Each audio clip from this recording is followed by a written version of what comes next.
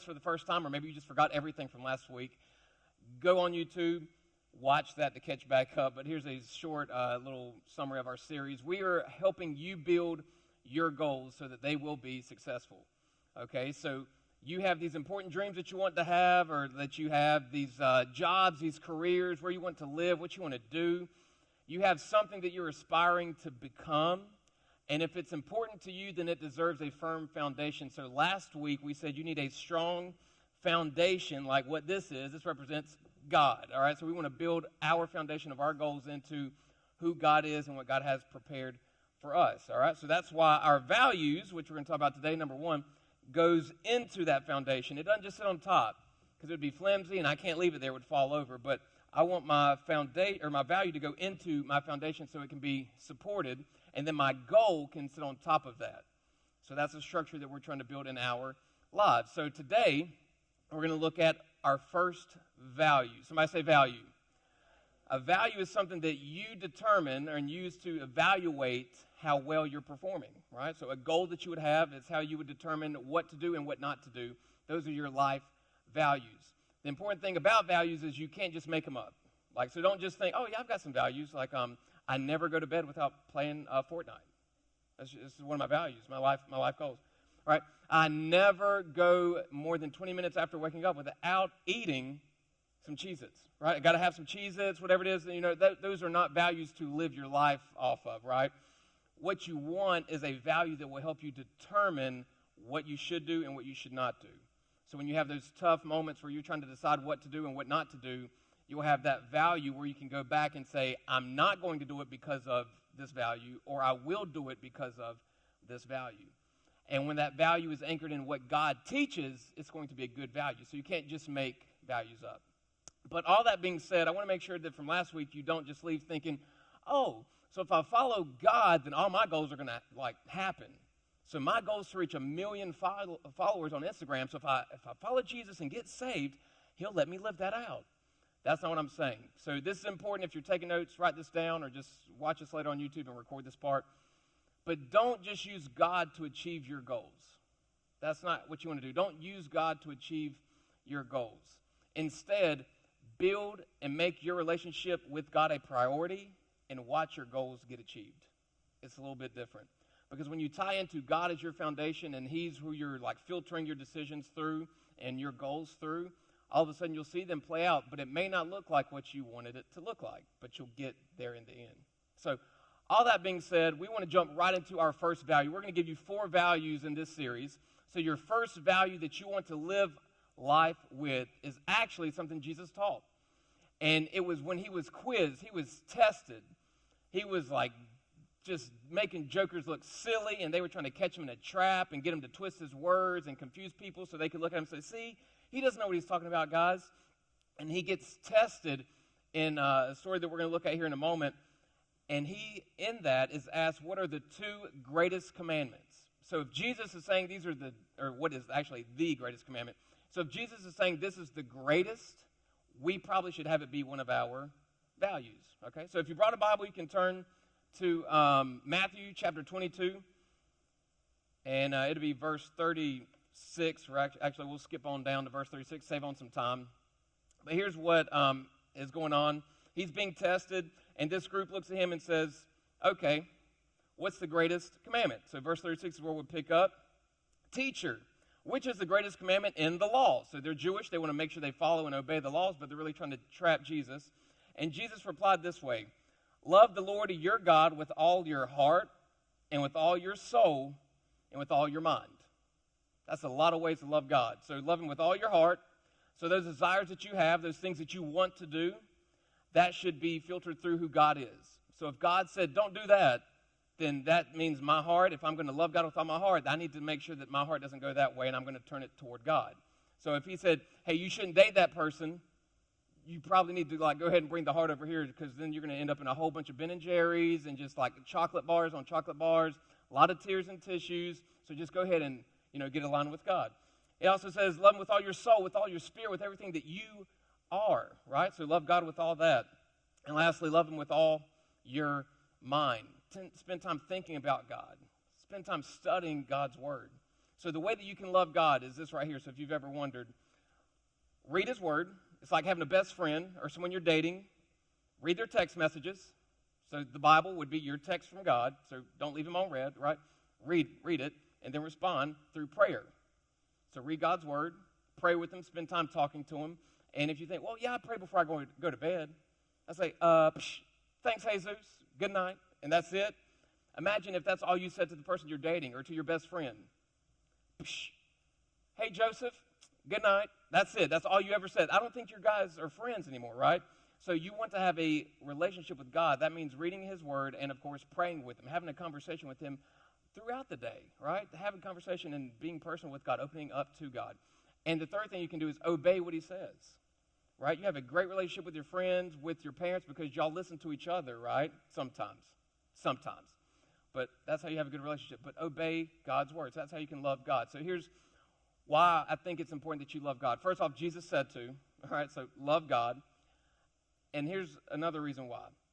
One day, at the end of your life, you'll stand before God. And you'll have to give an account for what you've done, what you've said, who you said it about, how you said it, right? All this kind of stuff. How do you want God to describe you in that moment? Especially if you're thinking, well, Josh, what if I'm upset with someone, right? What if all that comes up? Like, some days I just don't have a good day, and that's understandable. What then? Very easy way to answer that question. How do you want God to remember that moment when you stand before him and he summarizes it for you? So it's important that we love God. He's the creator of the world. He created you. He brought you into this world, and he can take you out. I'm just kidding. Well, I'm not. He could. But he wanted you here for a purpose, on purpose. So loving him is going to help settle all the other laws that there were. There were like 600 laws. This helps you stay in line with those, right? So that's what Jesus is saying. He's like, oh, okay, the greatest one is to love God. But Jesus didn't stop there. And this is very interesting. You would think that when they said, hey, what is the greatest, you give one. For example, who's the greatest basketball player of all time? You give one answer. Michael Jordan, right? It's a no-brainer. You got the documentary that proves it and everything. You can give one answer when someone says, what's the greatest, right? What's the greatest chicken restaurant? Chick-fil-A, one answer, right? You don't have to go through all this. Very simple. But Jesus didn't do that. Jesus actually went further. So they said, hey, what's the greatest law? And he said, oh, okay, love God. But he didn't stop there. Right after that, he said, and the second is like it. Love your neighbor as yourself. All the law and the prophets hang on these two commandments. So he's letting these people know that have studied the law, everything that you're trying to trap me in, it hangs on you loving God and you loving people. So if you love people, you won't kill people. You won't hate people, right? You won't steal from people. All those commandments, you remember the 10 Commandments, all those things, that would be in there when you love people. So here's what I want to make sure that you know. You need to love people because how you treat people matters to God. How you treat everyone matters to God.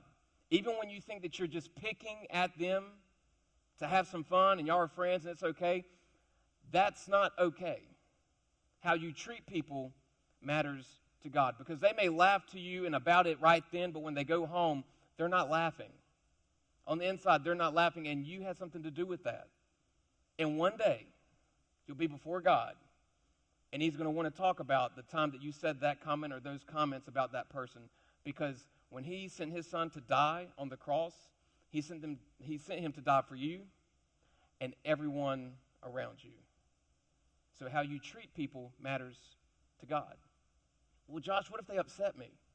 What if they say something bad about me first? What if they are just been like bullying me? What if they have just been inappropriate? What if they just, it's not saying that you have to be around people all the time. Sometimes it's the thing to love someone when you step away from someone and just like say, hey, it just would be better if we're not crossing paths often, right? That's a way to show love sometimes.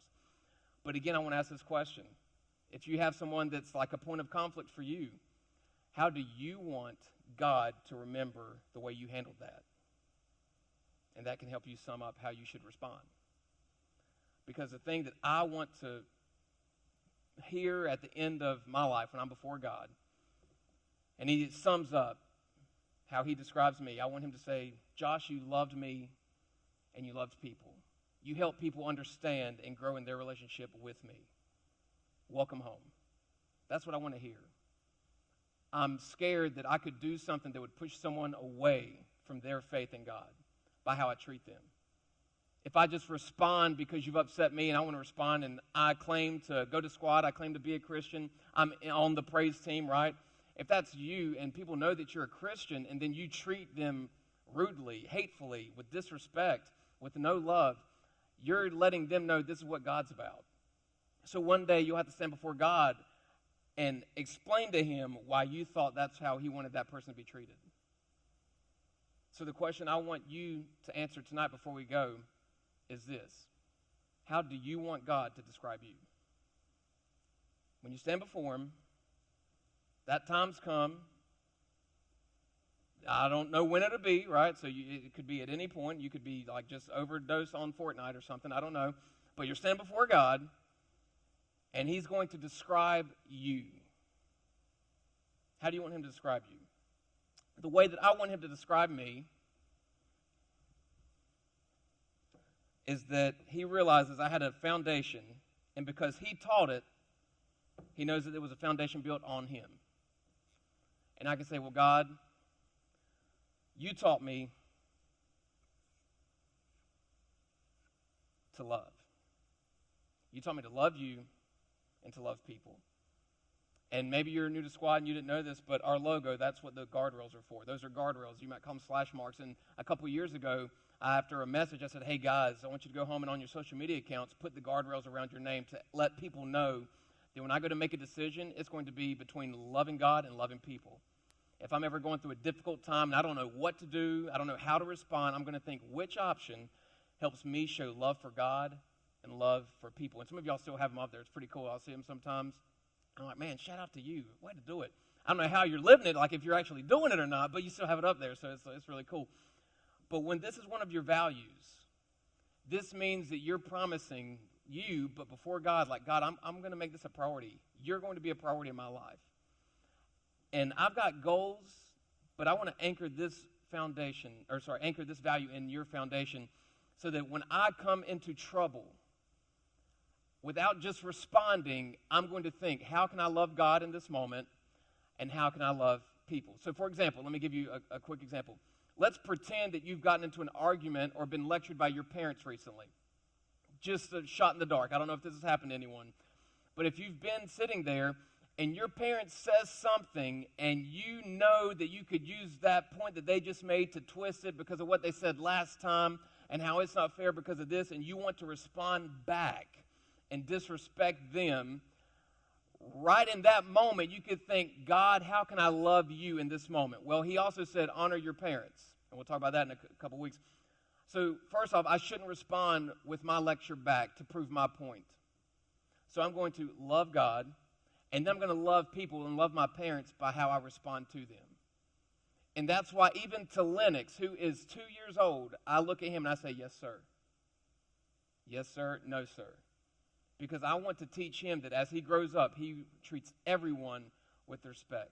Despite what they look like, how old they are, doesn't matter.